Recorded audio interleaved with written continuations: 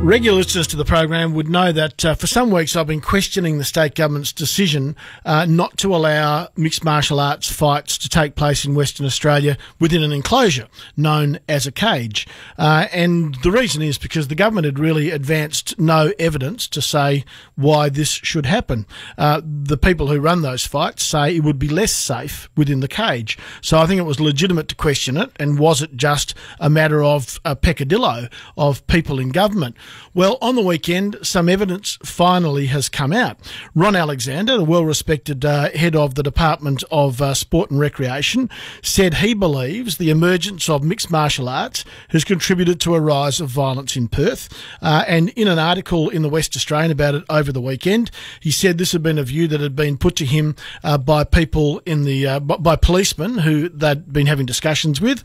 He said there were concerns about what they call the kick-on effects, such as those cited by high-ranking police who linked mixed martial arts with changes in the violence scene on Perth streets. Seems to me it's the first bit of evidence, if that's what it is, to substantiate the state government's move. Ron Alexander joins me on the program now. Morning, Ron. Yeah, good morning, Paul. Have you been talking to the coppers for a while about this issue? Look, we chat to everyone in government and also outside government. We've actually got the promoters downstairs at the moment, just going through the new rules with them. But yeah, certainly, what they tell us is that, and it's like what you said, Paul, that there's a rise in what happens inside a fight. There's issues when people are on the ground, people keep going. When people are semi-conscious, people keep fighting. And using techniques and that wouldn't have been seen 10 and 12 years ago, but have gradually crept into fights. And so I guess the question you do ask is, where do they get this from? And it's a legitimate question to ask, and there's a range of things. People talk about what you see on TV and these sorts of things, but also those people that train in these sorts of areas, the people that go to these fights. It wouldn't be unnatural when you know those techniques and you're trained in those techniques, that when you go out and you get in a fight, that you use those sorts of things. So, it's not surprising. And what I was talking about was also in the context, it was one of the things we were talking about, because the promoters are upset about it not being in a cage. So for years they've promoted it as cage fighting, and fights continue while people are bleeding, and the object is to knock someone out, or to put a submission hold where you're almost dislocating someone's shoulder. So they've promoted that. So it shouldn't be any surprise that, given that promotion, that, when elected members are considering on behalf of the community what they might do. Now it's promoted as a safety cage. Previously, people were talking about it being a weapon. And one of the things we forget in this, or some people forget who perhaps haven't watched UFC or haven't been involved in any way, is UFC is actually a trademark, is actually a company. Yeah. And fighting, this MMA mixed martial arts started in Japan through the Pride Group, and it was always conducted in a boxing ring. So when they say to us, look, the government will be responsible, community will be responsible if someone gets hurt, our reply has been, look, if that's the case, then don't do it. But lower the ring to ground level and elevate the seating, or in high jump and pole vaulting and everything else, they put mats around the ring.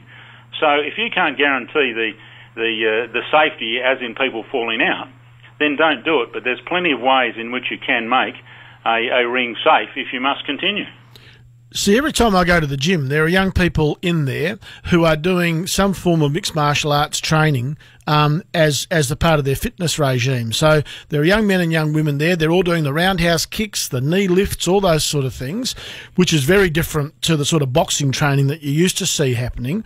I'm just wondering whether there's a mixed message here, whether or not it's actually the cage fighting that is the real villain here, or whether the real villain is that we've now got a generation of young people who are now actually trained and are doing it as part of their fitness regime in these techniques.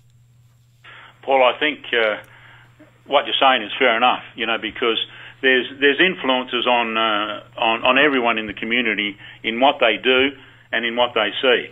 But what they see in some of these sports is pretty savage. And in the early days in America, they used to call it human cockfighting. Now, if people want to do some of these things, one of the tricky things for government who are representing the community is at what stage do you rule on something? Because people will say, look, if you ban it, it'll go underground. But there's some things at some stage you've got to ban, because if the next step is, and things happen incrementally, if the next step is someone wants to fight with swords or sticks or something, you've got to make a determination. So incrementally things seem okay.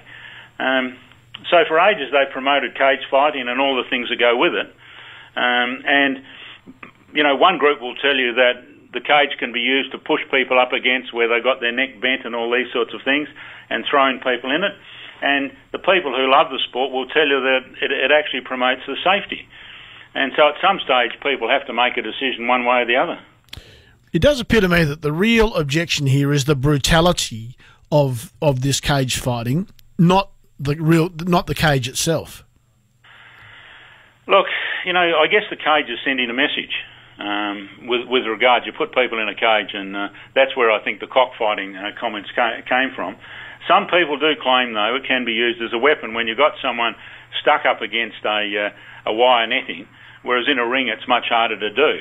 And then the fighter's more likely to be centred back in the ring when those things happen. So it also is, the people who are doing cage fighting like what it promotes. They like the feel of it.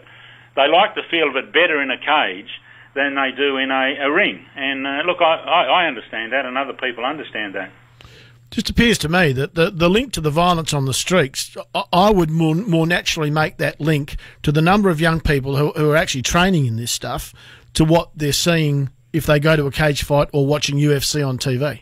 Well, I guess, look, that's right to a degree, but, you know, there's a lot of research that what we watch on TV and how our peers act influences us all. And that's why people advertise on television, because you know, there's massive advertising, you know, whether it's My Kitchen Rules or whatever it is, probably influences what people do in the kitchen.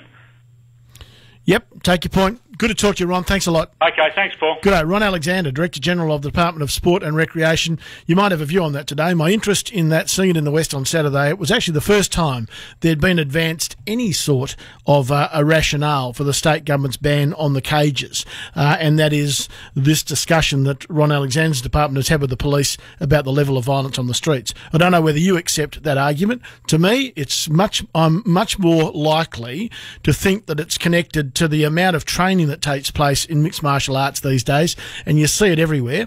There are, you know, many more young men these days who can handle themselves than used to be the case, because we just didn't train in that sort of stuff. Certainly not in these sort of kicks and you know, some of the knee lifts that you see around the place, which we do hear are used in the brawls in Northbridge.